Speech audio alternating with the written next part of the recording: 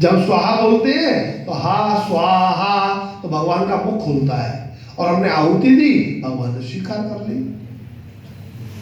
तो इसलिए स्वाहा करने पे, आहुति देते हुए भगवान स्वीकार करते हैं। उस समय जजमान होता है, वो जजमान कौन होता है? कहते हैं देवम भूत्वा देवम जजेत, देवता होकर ही देवता की पूजा की जा सकती है। तो सर्वप्रथम अपने अंदर देवत्व को धारण करना पड़ता है।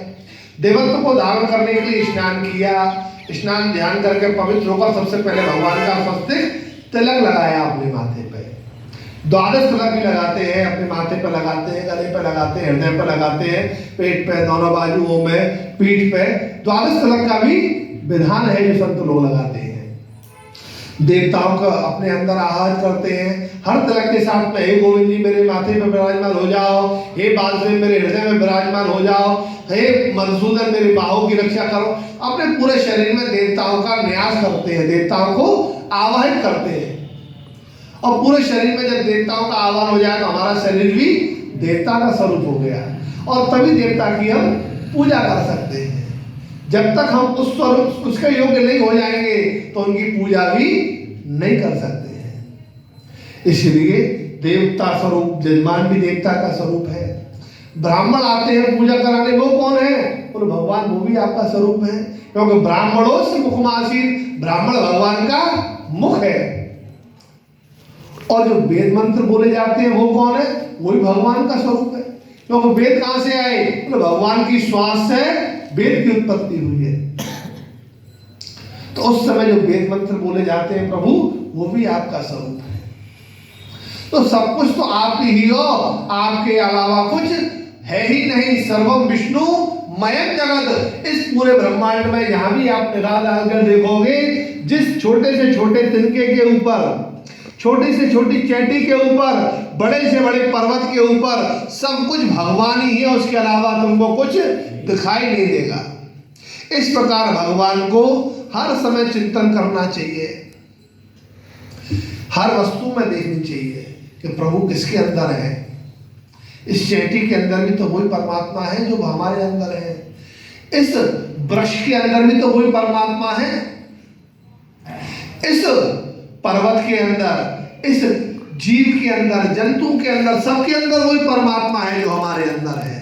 तो सबको उस परमात्मा दृष्टि से जब देखते हैं तो फिर हम कैसे अपराध कर सकते हैं? चैटी को भी मार सकते हैं, हम एक मच्छर भी कैसे मार सकते हैं? क्योंकि वो तो परमात्मा का स्वरूप है, उसके अंदर भी जान है, जीव है।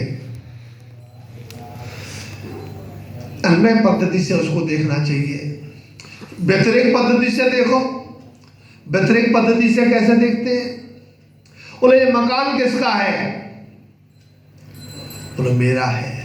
इसका मतलब मकान अलग है और मैं अलग हूं, क्योंकि मैं तो अलग हूं। जो भी वस्तु मेरी है वो एक ना एक दिन नष्ट होगी, वो मुझसे अलग है। ये पुस्तक किसकी और मेरी है? इसका मतलब पुस्तक अलग है और मैं अलग हूं।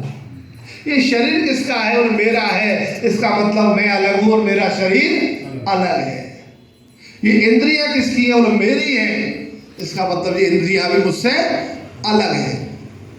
ऐसे व्यतिरिक्त पद्धति से एक एक चीज से अपने आप को अलग करते जाओ, जो बाद में बिल्कुल शून्य बचता है, कुछ है ही नहीं। वही तो मैं हूं, और जो मैं हूं वही तो वो परमात्मा है, वो उस परमात्मा का ही तो अंश हूं।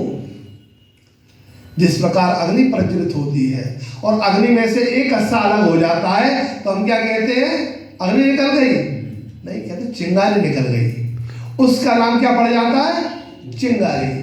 ऐसे उस परम ब्रह्म परमात्मा के अंदर से जो एक अंश अलग रह जाता है, उसका नाम क्या पड़ जाता है? वो जीव। वो जीव है किसका अंश? उस परमात्मा का अंश है। जैसे अग्नि का एक हिस्सा गिर गया, उसमें भी सामर्थ्य होती है, यहां गिर जाएगा, उसी स्थान को जला देगा। इतनी शक्ति इस जीव के अंदर भी उस परमात्मा से ही निकला हुआ है, लेकिन ये अपने सारे भूल जाता है माया के चक्कर में आकर। संसार में पाप और पुण्य रूपी एक यंत्र है।